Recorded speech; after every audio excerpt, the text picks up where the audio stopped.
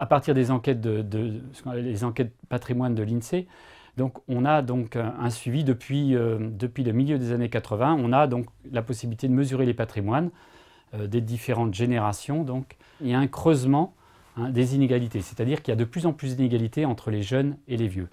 Je donne un exemple, c'est-à-dire qu'avant, le patrimoine, on observait les patrimoines les plus élevés dans la classe d'âge des 50-60 ans. Aujourd'hui, les patrimoines les plus élevés s'observent dans la classe d'âge des 60-70 ans, c'est-à-dire qu'on s'est décalé d'une dizaine d'années. Et ça, c'est uniquement en termes de patrimoine.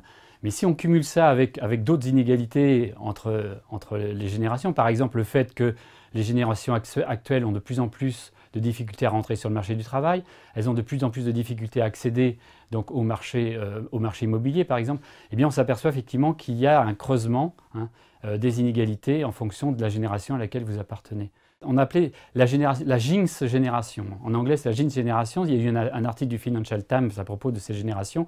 Littéralement, c'est la génération poissarde. Donc, c'est-à-dire que les jeunes cumulent actuellement, ils cumuleraient tous les handicaps, marché du travail, marché financier, etc., etc., etc. Donc, on peut essayer donc, de réfléchir à des mesures qui permettent donc de diminuer ces inégalités entre les générations. Une des solutions, c'est donc d'essayer de favoriser les transferts intergénérationnels entre les parents et les enfants. Alors pourquoi cela? C'est parce que si on regarde toujours les données, eh bien on s'aperçoit que les enfants héritent de plus en plus tard. Aujourd'hui, on hérite de ses parents, on hérite vers 50 ans. Donc à un âge où on est déjà installé dans la vie, donc on n'a pas forcément besoin de ressources supplémentaires. Enfin, on a toujours besoin de ressources supplémentaires, mais disons qu'on en a moins besoin.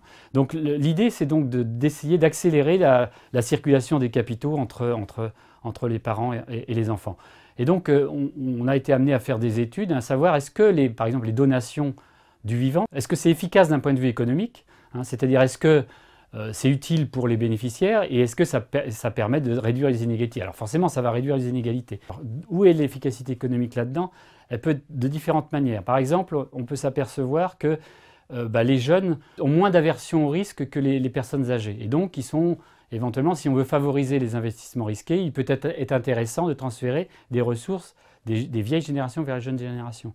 Deuxième aspect, les jeunes générations consomment davantage que les vieilles générations. Et donc, même chose, il peut être intéressant que les jeunes générations aient plus de ressources parce que plus de consommation, plus de croissance. Ça, c'était à la base de la loi Sarkozy, de la loi TEPA, par exemple. C'était pour favoriser la consommation.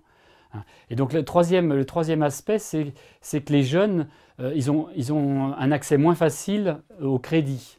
Et donc, ça permet d'effectuer des projets, notamment, sur l'accession à la propriété ou bien la création d'entreprises. Donc ces trois aspects-là. Si on montre que le fait de favoriser les transferts entre générations permet donc d'augmenter la consommation, d'augmenter la demande d'actifs risqués et en plus de faciliter la création d'entreprises et d'activer un petit peu le marché du logement, eh bien effectivement on s'aperçoit que c'est intéressant et efficace d'un point de vue économique. Alors nous, on a étudié donc deux choses, l'accession à la propriété, d'une part, et d'autre part, la création d'entreprises. Et on a mis en évidence le fait qu'effectivement, que les bénéficiaires, les enfants qui bénéficiaient de transferts intervivos, ça leur permettait donc d'accélérer leur accession à la propriété. Alors on raisonne en économie, on raisonne en ce qu'on dit toutes choses égales d'ailleurs, ceteris paribus, c'est-à-dire quelles que soient les autres caractéristiques, c'est-à-dire vous avez le même diplôme, les mêmes ressources, vous êtes dans la même situation familiale et vous cherchez à isoler l'effet des transferts intergénérationnels. Et on s'aperçoit, effectivement, ça permet d'accéder plus rapidement, bon, c'est un peu intuitif, mais enfin on l'a vérifié quantitativement, ça permet donc d'accélérer l'accession à la propriété pour les jeunes ménages. Et deuxième chose, qui est peut-être plus important actuellement, c'est que ça permet effectivement la création d'entreprises. C'est-à-dire ça permet donc à la jeune génération de se mettre à son compte, d'être indépendant et donc de participer donc à la croissance économique.